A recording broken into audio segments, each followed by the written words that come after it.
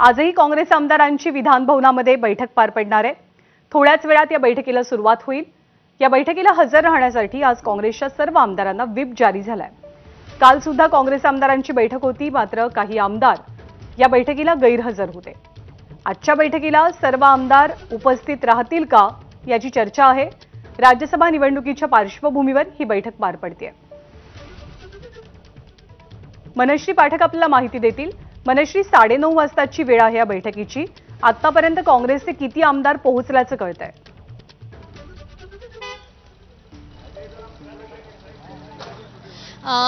साडेनऊची बैठकीची वेळ आहे, मात्र अद्याप कोणतेही काँग्रेसचे नेते, कोणतेही काँग्रेसचे आमदार हे विधान भवनामध्ये दाखल झालेले आपल्याला दिसत नाहीयेत।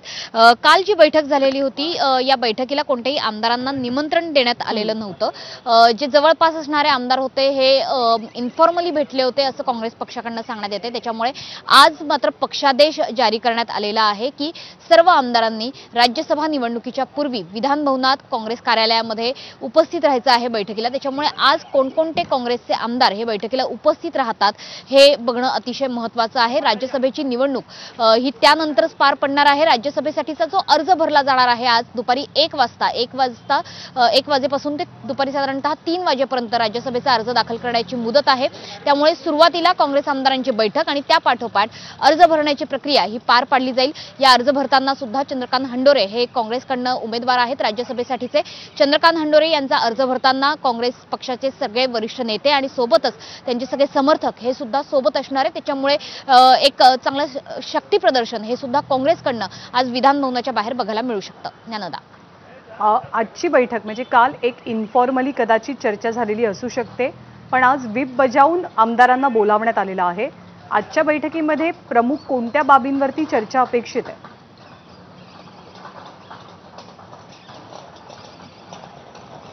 सगळ्यात महत्त्वाची बाब ही आहे की राज्यसभा निवडणुकीमध्ये कोणताही दगाफटका होऊ नये किंवा राज्यसभा निवडणूक नेमकी कशी पार पाडली जाणार आहे, त्याची प्रक्रिया काय आहे हे पुन्हा एकदा आमदारांना समजून सांगण्यासाठी थोडक्यात ही बैठक तर आहेच, मात्र सोबतच एकंदरीतच काँग्रेस पक्षाला लागलेली गळती हा सुद्धा या ठिकाणी चर्चेचा विषय आहेच।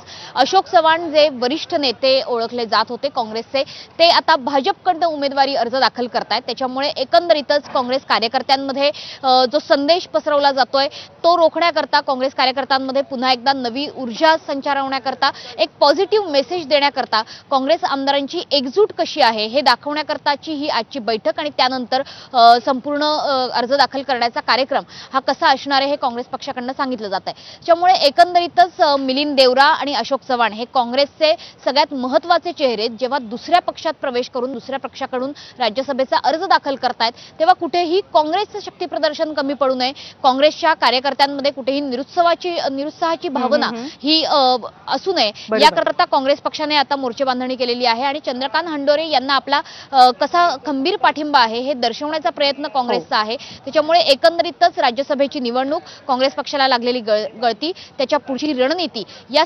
संपूर्ण विषयांवरती चर्चा करण्याकरता म्हणून 9:30 वाजता आता काँग्रेसच्या सगळ्या आमदारांना व्हिप बजावून विधान भवनात हजर राहण्याकरता निर्देश देण्यात आलेत। धन्यवाद मनश्री या सगळ्या माहितीबद्दल। तर राज्यसभेसाठी उमेदवारी अर्ज दाखल करण्याचा आजचा शेवटचा दिवस आहे।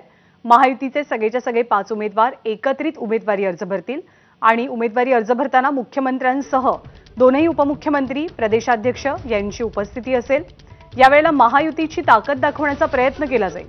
भाजपकडनं अशोक चव्हाण, मेधा कुलकर्णी आणि डॉक्टर अजित गोपछडे, तर शिवसेना शिंदे गटाकडनं मिलिंद देवरा आणि अजित पवार यांच्या गटाकडनं प्रफुल्ल पटेल यांना उमेदवारी मिळाली आहे।